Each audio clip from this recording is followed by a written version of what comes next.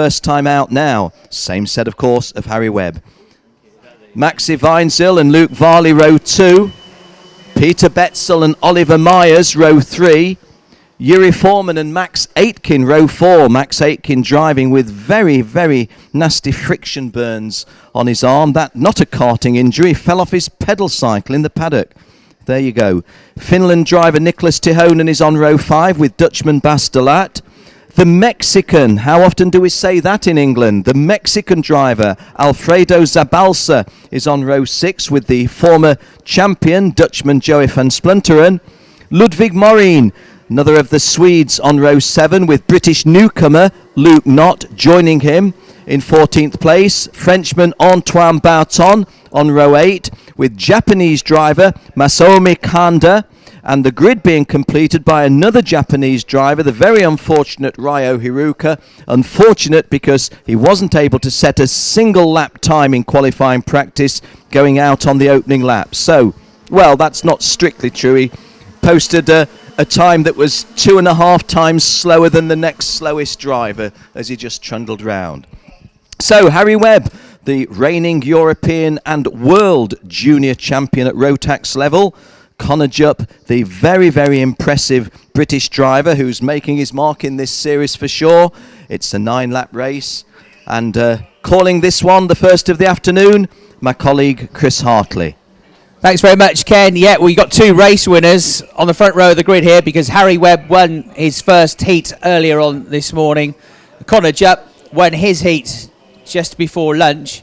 Then, as Ken has described, as we described at the time, got the win taken away from him because he was awarded a 10-second penalty, if awarded is the right word, for jumping the start. It was then appealed, and he was then adjudged to have been pushed across the start line, which wasn't much he could do about it, which is why he was slightly ahead of where he should have been, and was given the win back over the lunch period. So they are both now race winners. And to be fair to Connor, as we said at the time, he drove a terrific race, and it was only that question mark over the start. Otherwise, it was a perfect drive from him. So he's back in the mix, and he's got the life back. Harry Webb and Connor Jupp on the front row of the grid. Then Harry in the bluish-orange helmet on the left of your screen there is on the pole. The blue and yellow cart of Connor Jupp starts second on the grid, and it looks like they go first time. No, they don't quite go first time. It's a full start. So they were quite well bunched up until about 20 metres before the line, and then it just stretched out a bit. And start line official was not quite happy with that, and so he's sending them around again, ready for another rolling start. You got Luke Varley, who has had a 3rd place finish just behind the top 2 on the grid as well. He's going to be starting the race from 4th on the grid with Max Weinzierl, who was pretty quick himself this morning, a 3rd on the grid. So the 2 front row starters have had a win each. Max Weinzierl on row 2 has had a 2nd place finish already, and Luke Varley, also on row 2, has had a 2nd. Petra Betzel has had a 4th place finish to his credit this morning in kart 2-on-4. He starts 5th on the grid, and starting 6th on the grid is Oliver Myers, who almost got the win earlier on. He crossed the line in 2nd place. Then when Connor Jupp was pushed back down the results, it was Oliver that picked up the win, but of course that's now been taken back away from him. But still a very strong drive from Oliver, who you've seen on RGMMC TV being interviewed and looking for a good result here. Nice young chap, Oliver Myers, and an impressive drive from him earlier on.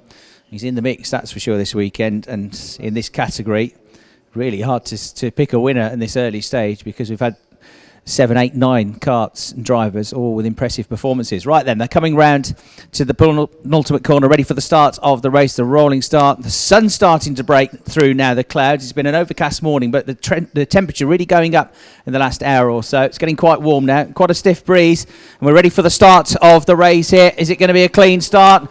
A bit split up again, aren't they? No, it's not. It's going to be another full start. Well, the first 4 karts were together, but then there was a big gap back to the 3rd, 4th, 5th rows of the grid, and this is why it was sort of a split grid there, that they're being sent back around. So we've had not the best of days in terms of starts. We've had really the last 4 or 5 races, nobody's got underway first time. It started off well this morning, they were behaving, but everybody's just a bit too keen at the starts, and they're being sent back around. Just picking up on that point, Chris, you've seen all of the series so far. I think this has been the poorest morning plus first of the afternoon that we've seen. I don't recall 7, is it now? 7 false starts in the first. At least, yeah. Yeah. Don't know why that should be so, but there we go. I just think they're a bit super keen to make sure they get into that first corner because they know how tight it is through there and they want to survive it and they want to get through. I agree with you. It's we saw quite a few full starts in Belgium. Wasn't too bad in Italy, but it has been the worst session so far of the year in terms of drivers not making the start properly. However, it's probably been the best session so far of the year in terms of the quality of the racing, hasn't it? I would agree with you on that, for sure. We've had some great dices this morning. Long may it continue this afternoon and tomorrow. Absolutely right. Right, third time lucky, maybe. So they've done 2 formation laps and another 2 laps because of the full starts. Already done 4 laps. Hope they're not running too low in the fuel levels for this one. Something you have to bear in mind, doesn't it? Don't run right down to the wire on fuel, and in terms of that affects, of course, the minimum weight of the car, how much fuel you use, because you've always got to take into account that there might be 2-3 extra laps. Although they're not going at full pelt, it still uses fuel up. Right now, they've been given the warning: keep apart. Nigel Edwards, the clerk of the course, yes, and the got his eye on them, hasn't finger he? going to the pole man. Okay, right. Harry Webb leads them away. It is a good start. It's a clean start this time through, and Harry leads. Max Weinzierl tucks through into second place. Connor Jupp has dropped to third or fourth as they come through. Fourth, I think he is, as they come through the first turn. Max Weinzierl goes for the lead of the race on the way into turn 4. Over the Litchfield Bridge they go. It doesn't come through, and Harry Webb still holds on to the lead of the race. Weinzierl has dropped back, in fact, now. Petro Betzel, isn't it, that's come through into second place. Connor Jupp is there in third position. Luke Varley fourth. Weinzierl's back to fifth place despite the decent start. Petro Betzel now looks to the inside, and Connor Jupp's coming around the outside of him as they go towards turn 8. The gap squeezes down, but Connor Jupp's got his foot in the door and he's not going to relent, and so through he goes into second place. And now Petro Betzel comes under attack into the next corner, and he's got Luke Varley having a go at him. So all sorts going on there. Everybody safely through the first lap or so. Or the first few corners, rather. At the end of lap number 1, they come storming out of turn 14, over the start-finish line, the top 2. And the 266 cart of Connor Jupp homing in now on the race leader. Harry Webb closing right up to him as they go into turn 3. The rest of the carts work their way under the bridge. Luke Varley third, Max Weinzierl back to fourth now. Oliver Myers has come up to fifth place. Petro Betzel, despite the good start, ends up sixth at the end of lap number 1, with Harry Foreman and Max Aitken seventh and eighth, as Harry Webb already feels the pressure going into the hairpin. Top 4 go through. 5th, 6th and 7th. There's a spin there. Further back, Max Aitken gets caught up in it as they all tangled up together. 208's another one that's got caught up in that. That's Harry Foreman. And the third cart that's come to grief at the hairpin, I think it's the 255 machine, is it, that's come through. They're all still tangled up 255 is Ludwig Morin. Ludwig Morin it is, yeah. He was 9th, and Max Aitken was 8th, and Yuri Foreman 7th. So that does look like the 7th, 8th and 9th guys going out. And there's a driving standards flag coming out. That's going to come out for the 312 carts, which is driven by Luke Knott. So he gets a warning for driving standards as Connor Jupp glues himself to the tail of Harry Webb. So Webb, Jupp, Varley, Myers and Weinzierl, the top 5. Betzel 6th, and Knott has now come up to 7th. Van Splunteren picked up about 4 places with that carnage that went on. He's 8th now. Indeed, and have to say that Joey Van Splunteren just gives us little glimpses from time to time of what he's capable of, and if he did come back to the sort of form that won him that championship, would be really, really good to see. It's not realistic at the moment because he's not on equipment that's as fast as these front runners, Harry Webb, Luke Varley, Connor Jupp, etc. But it would be good to see JVS going something like his real place. And although he's inherited 3 places in that instant, good to see the Mexican in the top 10. Alfredo Zabalza from Central America, running 9th. Connor Jupp shadowing Harry Webb, but not yet really challenging. He's dropped back a little bit on that previous lap. We've had 3 laps of the race now complete. 3rd and 4th are running together. And Oliver Myers, we know how keen he's been to get past people. He's pulled off some lovely moves in his earlier race to finish eventually in 2nd position. I think he was in every position in the top 6 in his earlier race. And they're going together again there in that battle for 3rd position. And Oliver Myers has got through at turn 5. Luke Varley off the racing line down to 4th position. And Max Weinzierl, the blue and yellow colours, the Alonso colours, there in 5th place, closes the gap to them. Petra Betzel still in 6th position. The 312 card of Luke Knott, which has had this warning for driving standards, is just behind then in 7th place. Van Splunteren, Balzer and Tihonen rounding out the top 10. Nicky Tihonen 4th in the championship coming into this weekend, but a struggle for him yesterday in qualifying. He's not made that much ground up in this race so far. In the number 239 kart, he runs in 10th place as the leaders start a fresh lap, Ken. Yeah, just having a look at this situation, and we try to read what's in the head of people, don't we? I'm just thinking, is Connor Jupp thinking to himself, well, I retained that race win earlier on this morning. I'm second behind Harry Webb now. Maybe with about 20 kart lengths between me and the 3rd place man, and this is lap 5. Do I just stay steadily here and hang on in case anything happens to Harry, rather than give it a full booted attack? Maybe the racer's brain doesn't permit you to think like that. It's a good scrap between 5th and 4th, though, isn't it? Because Weinzierl and Varley, isn't it? Luke Varley and Maximilian Weinzierl. I know he's only been in 5th or scrapping for 4th, but like yourself, I think by inference, impressed with the improvement we're seeing in Maximilian Weinzierl. He was really not a factor in last year's series, but getting better and better in this. Definitely so, but Varley's now trying to come back at him as they go through turn 1. Also on that lap, Luke Knott with a good move at the hairpin in the 312 kart, getting up to 6th place with a move on Petra Betzel, and he's now pulled about a kart length clear of Betzel. He's trying to bridge the gap as he goes over the bridge to the group of 3 karts just ahead. 0.3 of a second the difference between the top 3. Under braking they go through into turn 6, the right hand hairpin, with Harry Webb, the championship leader, world champion and European champion in juniors last year, continuing to impress in his debut season of the senior class. The gap coming down slightly at the start of this lap. Connor Jupp fighting hard there in 2nd place. 3rd is Myers, and Myers isn't really, in fact he's slightly slower than the top 2. He's not closing the gap. He has got, though, Max Weinzierl getting ever closer to the tail of him, and Max Weinzierl wants to get himself back up into 3rd place here. He's already had a 2nd place finish today. If he can get another good result here, and he's looking really good for a strong qualification through for the pre-final. 6 laps complete, Ken. Yeah, 57.20 for Maxi Weinzierl. So in the top half dozen drivers, in fact in the whole race, he was the fastest on that lap. And Harry Webb in the lead, 57.32. Connor Jupp 57.29. But Maxi Weinzierl 57.20. Now, Chris. Change for 3rd. Goes to 3rd. Well, and that's gone a little bit wrong for Maxi Weinzierl there, because he got 2 wheels off the tarmac onto the rumble strip. And that allows Carl a little bit of glancing. Luke Varley looks over to his right. I think it was a case of sorry if I did, but it's all part of racing, all part of. This is lap 7 of a 9-lap race. We're moving towards the 3/4 race distance.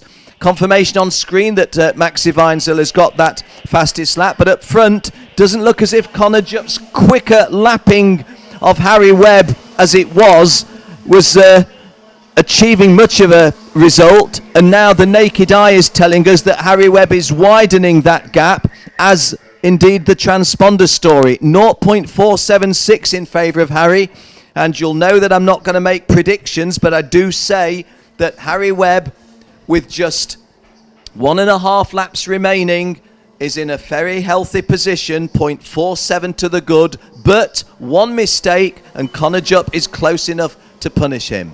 Good move from Nicky Tihonen on Joe Van Splunteren to get 9th place at the hairpin. He points forward, let's catch the next kart, he says. But they're a long way back now in the next group of karts. The one to watch in the last lap or so of the race is going to be in 6th place, 312. Luke Knott, quite a bit quicker than the 3 karts ahead of him, and catching them fast. In fact, I think he's with them now. So we've got 4 karts battling for 3rd place here. The leaders go over the line. Harry Webb is 0.4 of a second clear of Connor Jupp. Then Oliver Myers is there in 3rd place with Luke Varley and Max Weinzierl on his tail, and they're all being reeled in now by the 6th place kart of Luke Knott. They get close together at turn 3. Nothing happens. Nobody quite finds a way through. Over the bridge they go, through turn 4 to turn 5, and down the hill now, down towards the hairpin. Max Weinzierl looking over his shoulder, but I think he's got enough gap here to be able to stay ahead of Luke Knott into the first hairpin. So half a lap to go. The top 2 look settled. Everybody else fighting away, though. And Oliver Myers in 3rd place with his work cut out here, Ken. Yeah, has he got this right? 279, Luke Varley on the wide outside. Well, the angles, move, that. was really the classic piece of geometry, wasn't it? Yeah, Varley around the outside into turn 8 to get third place away from Oliver Myers. Good move that. To take the place with less than half a lap to go. The flag comes out meanwhile, though, and Harry Webb takes his second win of the day. Connor Jupp shadowed him, but never really challenged him. Third place goes to Luke Varley. Fourth place to Ollie Myers. Fifth place to Max Weinzierl. In sixth place was Luke Knott. Seventh over the line, Petra Betzel. Joe van Splinteren with a decent result there in eighth place. Tehonen in ninth position. Zabalza rounding out the top 10, then the Mexican driver Rio Hiruka finally having something to cheer with. An 11th place finish, which doesn't sound a lot, but in the context of the way the weekend's gone so far, is the best bit of luck that he's had so far this weekend. First of all, he's completed 9 racing laps, hasn't he? Finished a race or a session without an incident, exactly right, having had dramas in qualifying and the first heat this morning. So Harry Webb controlled drive that. Whether Connor Jupp was flat out trying to just hang on to him, or whether Connor was, when it got halfway into the race, happy with second. But now they've got 2 wins for Harry Webb and a win and a second for Connor Jupp. And Luke Varley is also going well with 2 third-place finishes. Oliver Myers has now had a second and a fourth, and Max Weinzierl has had a second and a fifth. So those are the 5 drivers that are looking good so far to qualify, but they've got to keep it going. Absolutely. Good efforts by all of them. And let's give you the official read over, because it was Harry Webb's second victory, winning that one by 7/10 of a second from Connor Jupp. Luke Varley in third place, Oliver Myers fourth, and they were all British drivers. Maximilian Weinzierl from Austria was fifth. Another Brit, Luke Knott, on his Rotax Euro Challenge debut was sixth place, although he did pick up a driving standards flag. There's a 2 and out rule here, so got to be a little bit careful for the rest of the day. Petra Betzel of the Czech Republic was 7th. The former champion Joe van Splinteren from the Netherlands 8th. Nicholas Tihonen from Finland 9th. And from Mexico, Alfredo Zabalza rounding out the top 10. As Chris Hartley said, Ryu Hiruka at last getting some sort of reward with an 11th place finish. The Japanese driver, Bas de Laat of Netherlands 12th. Antoine Barton, it just is not happening for the likeable Frenchman, 13th. Masaomi Kanda of Japan 14th. Max Aitken 15th. And 2 drivers that didn't complete the race were Yuri Foreman and Ludwig Morin. So the racing in the afternoon is underway. We go ahead. Our next race scheduled away at 13:40, which is under 13 minutes time. And this brings out Philip Morin, who's had a victory and then a little bit of an eventful second race where he did lead for some time, but eventually finished a little bit down the order. I think it was in 6th place ultimately. And, dare I say it, the enigma that is Mark Litchfield. Why do I say that? Because there's flashes of absolute brilliance from Mark, but then he does seem to get himself in situations where he doesn't make the most capital out of it. 2 Brits going really, really well on the second row, John Stewart and Ed Brand. More Brits, the Englishman and the Welshman, Charlie Turner and Josh Collins on row 3. The Scot and the Frenchman on row 4, Kyle Fowley and Jules Cousin. And the top 10 completed by Glenn van Drugenbroek and Jan Jonk.